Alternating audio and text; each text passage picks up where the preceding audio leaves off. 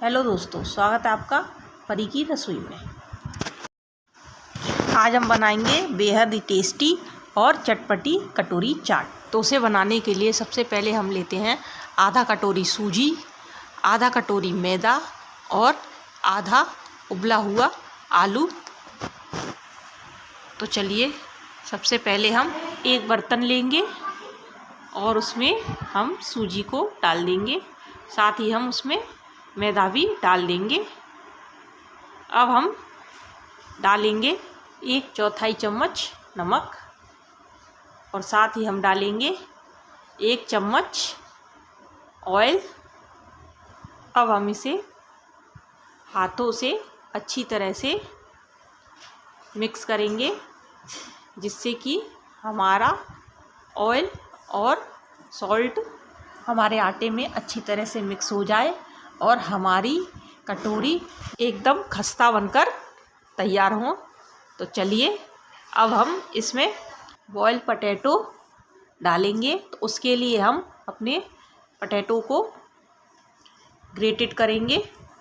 Friends, अगर हम potato को इस तरीके से ग्रेटेड कर डालते हैं तो ये हमारे पूरे आटे में अच्छी तरह से मिक्स हो जाएगा और इसके लम्स भी नहीं पड़ेंगे और हमारी कटोरी भी बहुत अच्छी बनकर तैयार होगी। तो चलिए हमने अपने आलू को ग्रेटेड कर दिया है। अब हम इसे हाथों से अच्छी तरह से मिक्स कर देंगे। देखिए, इसे अच्छी तरह से हाथों से मसलते हुए हमें मिक्स करना है, जिससे ये पूरे आटे में मिक्स हो जाए। तो देखिए दोस्तों, हमारा पोटैटो अच्छी तरह से हमारे आटे में मिक्स हो चुका है।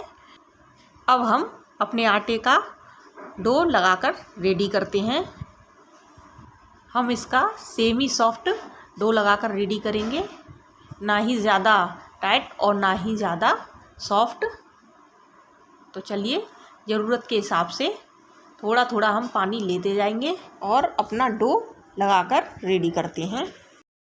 तो लीजिए, हमारा आटा अब तैयार है। अब हम इसे ढककर करीब 7 से 8 मिनट के लिए रेस्ट पर रख देते हैं। तब तक एक कढ़ाई में हम अपनी कटोरी फ्राई करने के लिए ऑयल गर्म होने के लिए रख देते हैं।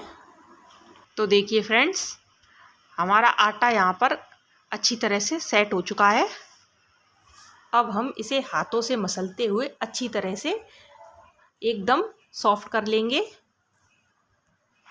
हम इसमें पहले 1 चम्मच ऑयल डालकर इसे अच्छी तरह से 5 मिनट तक मसलते हैं, जिससे हमारी चाट की कटोरी एकदम बढ़िया बनकर तैयार हो। तो चलिए, हमारा आटा यहाँ पर एकदम रेडी है। अब हम इसमें से छोटी छोटी लोइयाँ बना लेते हैं। तो पहले हम इसका एक लंबा रोल इस तरीके से बना लेंगे और फिर हम इसमें से छोटी छोटी लोइयाँ बनाते जाएंगे।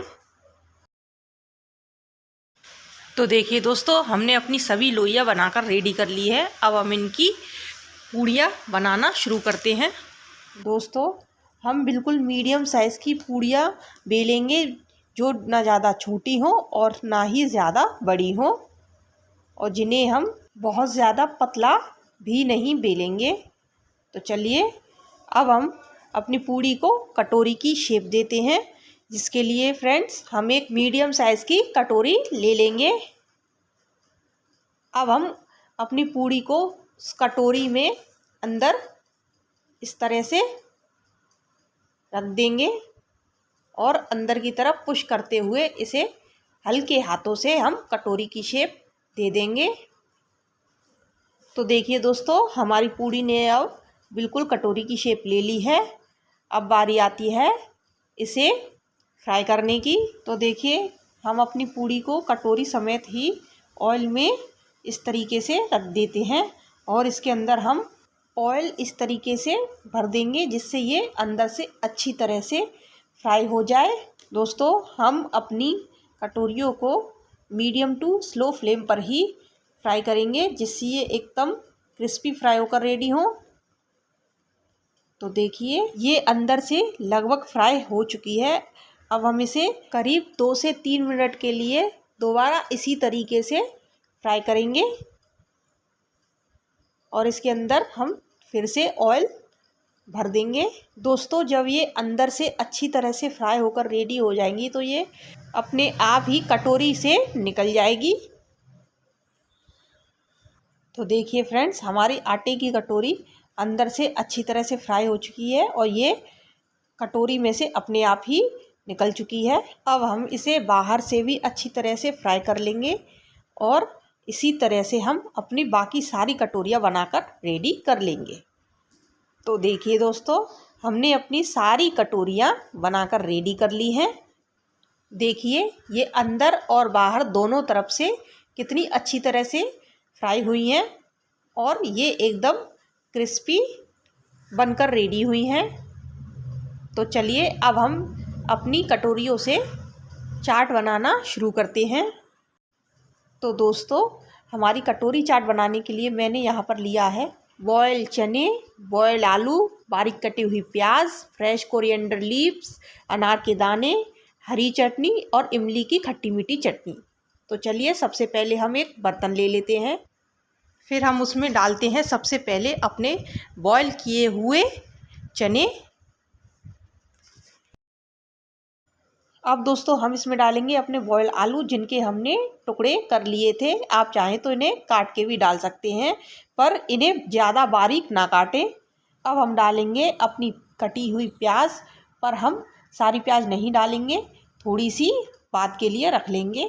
तो चलिए अब हम डालते हैं फ्रेश कोरिएंडर लीव्स जो कि हमने अच्छी तरह से धो के काट के तैयार किए थे। अब हम डालेंगे हरी चटनी जिसे कि हमने धनिए, पुदीने और हरी मिर्च से बनाकर तैयार किया था। इसे हम 1 से 1.5 चम्मच ही डालेंगे।